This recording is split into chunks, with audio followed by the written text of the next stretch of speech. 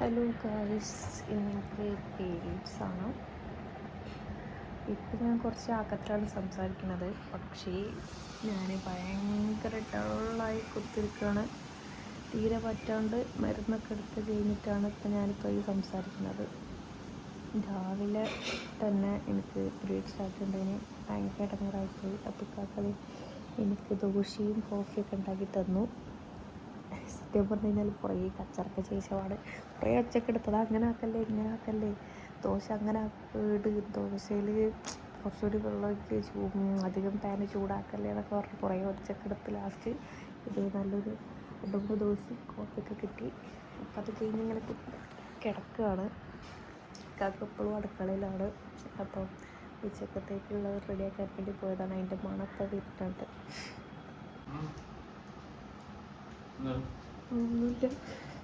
ഒന്നുമില്ല.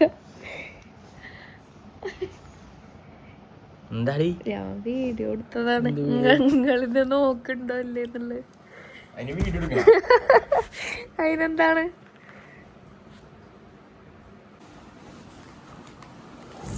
എന്തെടുക്കാൻ പോയി നോക്ക്.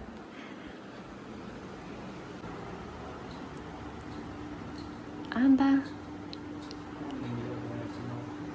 എന്താണ് അങ്ങനെയൊക്കെ ഒരു ടോക്ക്?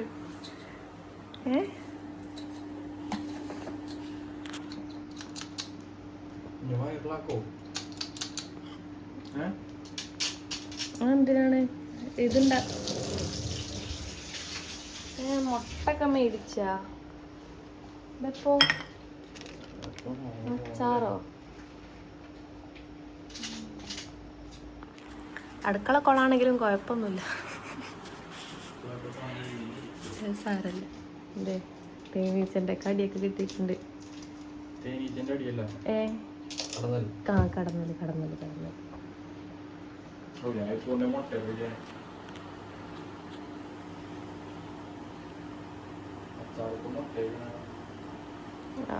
പുതിയ ഡിഷ് ആയിക്കോളും. അച്ചാറിലിടാനാണ് അമ്മ കരിഞ്ഞേ. ഹലോ, അപ്പം ഞാൻ ഇതിന് മുമ്പ് കുറച്ച് വീഡിയോസ് ഇട്ടിട്ടുണ്ടേനി. പീരീഡ്സ് ആവണ ഫസ്റ്റ് ദിവസം നമുക്ക് ഭയങ്കര പെയിൻ ആയിരിക്കും. എനിക്ക് ശരിക്കും പറഞ്ഞു കഴിഞ്ഞാൽ കിടക്കുന്ന നീക്കാൻ പറ്റണുണ്ടായില്ലായിരുന്നു. ഭയങ്കര പെയിനായിരുന്നു. പിന്നെ ഫുഡ് കഴിച്ച് പിന്നെ മരുന്ന് കഴിച്ചതിന് ശേഷമാണ് പിന്നെ കുറഞ്ഞത്. അമ്മാതിരി ഇടങ്ങാറായി പോയിരുന്നു. വീഡിയോ ആണ്. വിയർക്കണ് ചൂടുകൊണ്ടേ, ഭയങ്കര ചൂടാണ്. ഞാൻ ഫാൻ ഇട്ടത് സൗണ്ട് കേൾക്കാൻ പറ്റൂലല്ലോ എന്ന് വിചാരിച്ചിട്ട് ഞാൻ ഫാൻ ഉണ്ടായിരുന്നു. പക്ഷെ ഭയങ്കരമായിട്ട് വിയർക്കണം. അപ്പം ഞാനിപ്പോൾ കുറച്ച് നേരത്തെ നീച്ചുള്ളൂ. അപ്പോൾ കാക്ക രാവിലത്തെ ഫുഡും പിന്നെ ഉച്ചക്ക് ഫുഡൊക്കെ തന്ന് പിന്നെ ഇലാമുനെ നഴ്സറിയിൽ കൊണ്ടാക്കി. ഇപ്പോൾ ഈവനിങ് ആയി. ഞാനോളെ വിളിച്ചു കൊണ്ടുവന്നതാണ്. അപ്പം ഞാനിപ്പോൾ വീഡിയോ എടുക്കാൻ കാരണം എന്താ വെച്ച് കഴിഞ്ഞാൽ ഈ എന്താ പറയുക, ഭർത്താക്കന്മാർ മെയിനായിട്ട് നമ്മളെ സമൂഹത്തിലുള്ള സംഭവം തന്നെയാണ് ഈ ആണുങ്ങളെ കൊണ്ട് പണിയെടുപ്പിച്ച അങ്ങനെയൊക്കെ ഉള്ള ഒരു ടോക്ക്. ശരിക്കും പറഞ്ഞാൽ അങ്ങനെയല്ല. അത് ഭാര്യ ഭർത്താക്കന്മാരുടെ ഇടയിലുള്ള ആ ഒരു ബോണ്ടും പിന്നെ ആ ഒരു സ്നേഹവും കാര്യങ്ങളൊക്കെ തന്നെയാണ് നമ്മളെ കെയർ ചെയ്യാന്നുള്ളത്. അത് ഭാര്യമാരെ അറിയുന്ന വീട്ടിൽ കുത്തിരുന്ന് വെച്ചുണ്ടാക്കി തരിക മാത്രമല്ലല്ലോ.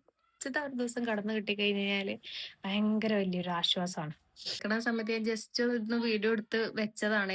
വേദനയൊക്കെ ഒന്ന് കുറഞ്ഞപ്പോ ഡെലിവറി കഴിഞ്ഞ സമയത്ത് ആൾക്കാരോട് പറഞ്ഞെന്താ വെച്ച് കഴിഞ്ഞാല് ഡെലിവറി കഴിയുമ്പോ ഈ വേദന ഒന്നും ഉണ്ടാവൂല. കാരണം നല്ല പെയിൻ ഉള്ളവർക്ക് ഡെലിവറി കഴിഞ്ഞ് കഴിഞ്ഞാൽ അങ്ങനെ വേദന ഉണ്ടാവാറില്ല എന്നാ പറഞ്ഞത്.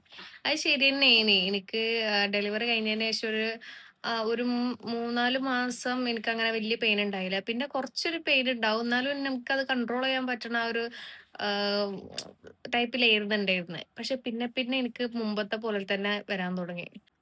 കുറച്ച് ആക്കൊക്കെ കിട്ടുമ്പോ പിന്നെ നീച്ച് കൂടുതൽ ഇണങ്ങുമ്പോ പിന്നെ ഇടങ്ങാറാവും. അതുകൊണ്ട് ഇപ്പൊ ഞാൻ കിടക്കന്നെയാണ്. വേദന പൊളയുന്ന സമയത്ത് ഇന്റെ തൊള്ളയിൽ വേറൊന്നും വന്നിട്ടില്ല. അനങ്ങാനും പറ്റിയിട്ടുണ്ടായില്ല. ഇക്കാക്ക വന്നു കഴിഞ്ഞാൽ ഇക്കാക്കും എന്താ ചെയ്യണ്ടേന്ന് അറിയില്ല. അങ്ങനെയുള്ള ഒരു സിറ്റുവേഷൻ. പിന്നെ വേറൊരു സാധനം ഉണ്ടേനി, ഒരു ബെൽറ്റ് ഉണ്ടായിരുന്നു. ഈ ഒരു ബെൽറ്റ് ഭയങ്കര ഹെൽപ്ഫുൾ ആണ് നമുക്ക് പീരീഡ്സിന്റെ ടൈമിന്.